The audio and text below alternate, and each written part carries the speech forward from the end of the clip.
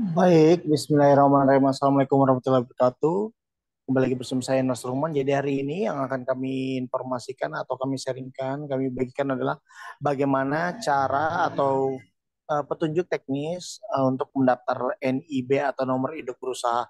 Setelah kemarin kita menjelaskan tentang apa itu OSS dan NIB, sekarang kurang lebih penjabaran tentang bagaimana cara pendaftaran NIB. Langsung saja sekali lagi tanpa panjang lebar.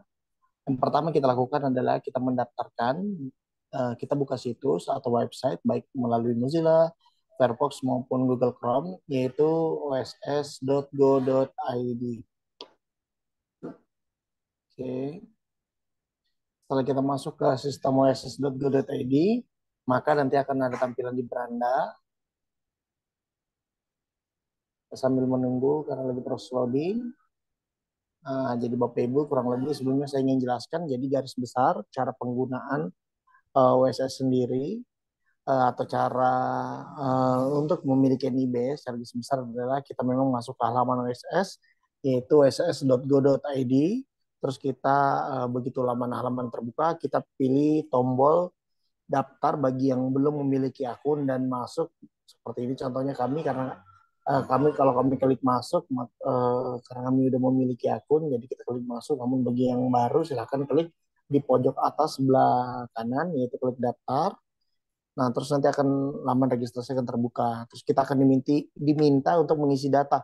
Nah, kita akan mengisi data sesuai dengan data yang dibutuhkan. Sekedar informasi, bagi perseorangan itu cukup menggunakan NIK atau nomor induk kependudukan, sedangkan untuk perusahaan atau non perseorangan atau badan usaha, silakan menggunakan nomor akta. Jadi, apabila ingin mendaftarkan secara pribadi cukup menggunakan NIK. Kalau ingin mendaftarkan NIB badan usahanya seperti kami Indonesia Center, maka yang digunakan adalah nomor akta seperti itu. Setelah itu, contoh di sini langsung saja kita contoh saja. Kebetulan kami sudah memiliki akun, namun ini bagi buat teman-teman biar tidak kebingungan. Yang pertama kita klik apakah misalkan modal usaha kita ternyata lebih dari miliar, 5 miliar berarti kita mengklik non UMK. Sedangkan apabila di bawah dari 5 miliar itu klik UMK. Karena kita di bawah 5 miliar, maka kita klik UMK, terus kita klik lanjut. Terlanjut di sini ada pilihan. Ini pelaku usaha. Bisa, jika orang perseorangan, silakan langsung masukkan NIK. Namun jika badan usaha, silakan memasukkan badan usaha. Karena kami di sini adalah badan usaha, maka kami masukkan badan usaha, terus kita milih jenis badan usahanya. Kebetulan kami sendiri adalah persetujuan komandantir atau CV, jadi kami masukkan CV, terus email. Nah, email ini adalah email yang mau Bapak Ibu atau teman-teman semua masukkan, yang nanti untuk memverifikasi pendaftaran kita. Jadi yang pasti harus dipastikan adalah email yang terdaftar haruslah email yang aktif dan tentunya email yang Bapak Ibu sering gunakan. Dalam artian sini contoh ini contoh saja kami menggunakan salah satu email kami terus diverifikasi. Oke. Nah, ketika udah masuk ke verifikasi data nanti akan masuk kode verifikasi itu yang masuk di email. Contohnya di sini kami klik email kami, email profile tadi sambil kita menunggu karena prosesnya langsung masuk ke email. Setelah masuk ke email nanti akan ada kode seperti ini.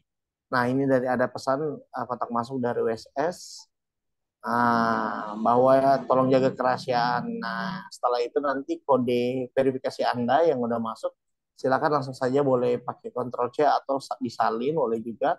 Terus kembali lagi ke pendaftaran akun. Setelah melakukan pendaftaran akun, akan ditempel, maka otomatis, sorry, nanti silakan di copy, disalin. Setelah disalin nanti otomatis bisa ditempel. Nah, ini nomor verifikasi. Setelah tanda verifikasi benar, maka akan tanda centang hijau, otomatis teman-teman bisa disuruh membuat kata sandi. Contoh saja ini kata sandi. Sebenarnya kalau di USS sendiri itu kita udah rekomendasikan ya kata sandi. Namun contoh di kami misalkan buat ya CVNCI Center. Usahakan ada beberapa karakter. Yang pertama terdiri dari 8 karakter, terus juga ada angka. Selain ada angka juga harus ada huruf besar, huruf kecil. Seperti itu. Ini contohnya saja. Jadi tidak masalah kami lihatkan ini contoh yang kami ingin berikan. Nah, setelah itu Bapak Ibu semua boleh copy paste sekali lagi. Jadi aturannya dia harus ada yang spesial, misalkan dia menggunakan add, menggunakan underscore, menggunakan pagar. Ini contoh yang bisa Bapak Ibu lihat, habis ini saya akan tampilkan contohnya. Oke, ini. Oke, ini contoh kata sandi yang kami masukkan. Nah, di sini ada penjelasannya itu minimal 8 karakter, menggunakan huruf, menggunakan angka, menggunakan huruf karakter spesial. Ini contoh saja ya Bapak Ibu. Baik, kita masukkan lagi konfirmasi kata sandi supaya apa? Supaya memperjelas kata sandi yang ingin kita masukkan. Ini kita lanjut. Nah, setelah itu kita akan mengisi biodata. Contoh nama persekutuannya misalkan di sini kami CPNC Center Kalimantan, terus NPWP kita, terus nomor SK pengesahan terakhir. Nomor SK pengesahan terakhir berarti adalah nomor yang terdaftar akta Kemenkumham ya. Karena kami di sini memilih badan usaha. Jadi yang dimasukkan adalah nomor yang terdaftar di badan Kemenkumham seperti nomor akta. Terus kita masukkan nomor ponsel badan usaha. Terus di sini silakan diisi data direksi atau pengurus. Nah, Martin di sini kami mengisi baik data direktur maupun data founder salah satu saja. Terus nanti silakan diisi nomor induk anggota, nomor induk kependudukannya, nama lengkap, jabatan, terus jenis kelaminnya, terus tanggal lahirnya, terus alamatnya. Ini sama prosesnya kayak tutorial saat saya mau memberikan tentang registrasi pasien gas. Setelah ini semua terisi nanti, Bapak Ibu semua silakan klik tanda saya setuju, terus silakan klik daftar. Nah, setelah klik daftar, otomatis nanti Bapak Ibu sudah bisa memiliki akun yang mana akunnya nanti itu akan langsung masuk ya, akan langsung terhubung. Nah, karena kebetulan kami sudah memiliki akun, jadi kami hanya mensimulasikan sampai ke poin terakhir daftar. Nah, tapi ini jauh berbeda ketika Bapak Ibu semua itu menggunakan non perseorangan, perseorangan karena apa? Karena jauh lebih mudah karena tidak perlu memiliki NPWP dan lain-lain, cukup dengan mendaftar menggunakan NIK. Nah, terus ini contoh saja kami contoh di saat Bapak Ibu sudah memiliki akun, maka hal yang dimudahkan adalah oke, akan masuk nanti di halaman atau di dashboard yang sebentar lagi akan kita tampilkan. Oke, sambil menunggu juga perlu kami informasikan bahwa sistem OSS sekali lagi ini adalah sistem yang terintegrasi. Nah, terus di sini ada beberapa pilihan, ada perizinan usaha, PB, UMKU, pelaporan dan lain-lain. Jadi yang Bapak Ibu pilih adalah klik perizinan berusaha. Terus di sini Bapak Ibu pilih permohonan baru. Nah, karena kebetulan kami itu sudah memiliki badan usaha, atau maka secara langsung cetak NIB atau NIB kami sudah ada. Nah, kalau bagi yang belum, silakan nanti klik permohonan baru, kurang lebih seperti ini nanti yang akan tampil. Oke, oke. Jadi nanti setelah Bapak Ibu klik perizinan usaha baru permohonan baru, nanti akan ada tampilan sini tambah bidang usaha. Nah, yang Bapak Ibu semua klik di sini adalah tambah bidang usaha, diklik. Oke, maka akan ada pilihan. Nah, ini pilihannya. Nah, saya sarankan sebelum mengisi data-data ini, Bapak Ibu semua perlu memastikan atau pilih dulu bidang usaha atau Bapak Ibu harus mengetahui bidang usaha mana yang mau diambil. Cara melihatnya adalah di sini kita bisa baca adalah berdasarkan klasifikasi baku lapangan usaha atau KBLI tahun 2020. Jadi yang pertama dilakukan adalah memilih jenis kegiatan usaha. Contohnya misalkan praktik mandiri maupun klinik. Jenis kegiatan usahanya utama, terus bidang usahanya apa. Nah, untuk menentukan bidang usahanya itu bisa dilihat di KBLI.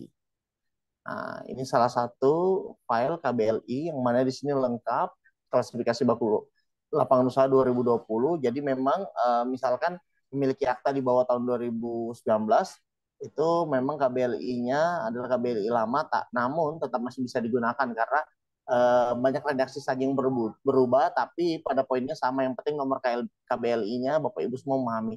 Di sini banyak sekali nomor KBLI dan tertera. Ini bisa Bapak Ibu baca semua, tinggal dipilih yang disesuaikan dengan kebutuhan. Contoh, kami langsung saja, kami contoh kita ingin ke klinik ya. Kita buka klinik, misalkan tinggal kita klik klinik, nanti akan ada opsi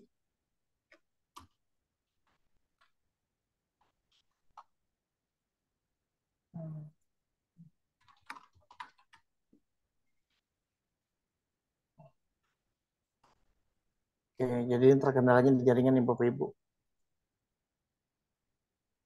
Jadi KBLI ini adalah panduan supaya kita sudah menentukan sebelumnya nih.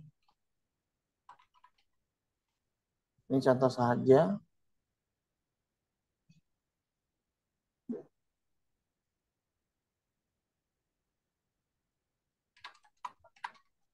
Kayak lagi gangguan ya Bapak Ibu ya.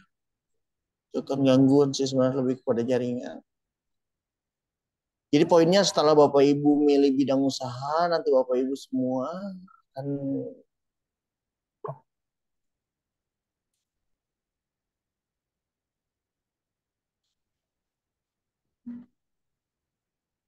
Nah, ini contohnya.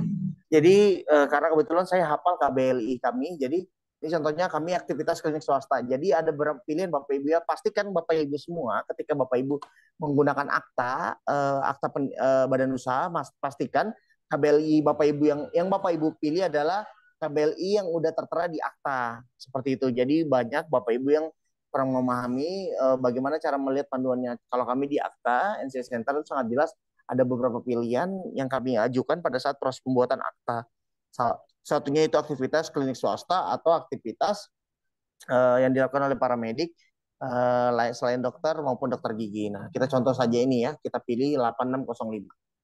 86105, mohon maaf. Nah, ini uraian badan usaha, silakan Bapak Ibu, silakan, dia otomatis akan terisi gitu. Jadi tidak bisa kita edit ya. Terus untuk ruang lingkupnya bisa dipilih yaitu seluruh klinik Pratama atau utama swasta. Nah, terus kita pilih nih bidang usaha Anda sesuai dengan KBLI 86105. Misalkan kegiatan ini tidak termasuk usaha terdaftar di atas atau bukan termasuk dari usaha yang ingin kita komitmenkan atau ingin kita jalankan, maka tidak perlu dicontohkan. Namun karena kami termasuk dari klinik Pratama, klinik medis umum, lain klinik pengobatan umum, maka kita klik. Terus ketentuannya sendiri itu adalah dialokasikan untuk operasi UMKM, telah memenuhi persyaratan kita usaha, telah memenuhi persyaratan. Langsung kita klik simpan. Oke. Nah, ini boleh diisi Bapak Ibu ya, justru lebih baik. Seharusnya diisi lengkap. Cuman memang cukup panjang jika saya mengisi semua ini satu persatu. Ini contohnya saja. Jadi setelah itu nanti silakan diisi alamat usaha, luas lahan. Jadi memang kita harus mengetahui IMB ya atau izin mendirikan bangunan, kita harus ngerti. Terus kita di alamat kita di mana, terus kode posnya, terus apakah usaha berjalan atau tidak, terus apakah melakukan pembangunan karena contoh kami misalkan sewa berarti kan menggunakan tidak. Terus berapa pembelian tanah, bangunan, sewa, mesin, peralatan impor dalam negeri, mesin dan lain-lain. Ini silakan Bapak Ibu isi jika tidak ada dikosongin, tapi di poin peralatan misalkan itu juga tidak bisa diisi karena ini bukan termasuk dalam bagian dari proses pengisian datanya. Terus setelah itu Bapak Ibu silakan misalkan ini contoh apa kegiatan usaha yang sudah berjalan berarti sudah, nah kita klik sudah. Oke, jadi apakah Anda memiliki melakukan pembangunan gedung? Tidak, kita lanjut aja. Nah, setelah itu nanti kita bisa klik di sini validasi risiko. Oke, ini contohnya saja. Nah, ini karena kebetulan kami belum isi, maksudnya saya hanya mencontohkan. Nah, setelah mengisi semua data ini, data tentang badan usahanya, kan ini kita udah KBLI-nya, sekarang kita isi biodatanya, terus kita isi lagi tambah produk ataupun jasa. Maksudnya adalah jasa yang akan kita masukkan. Nah,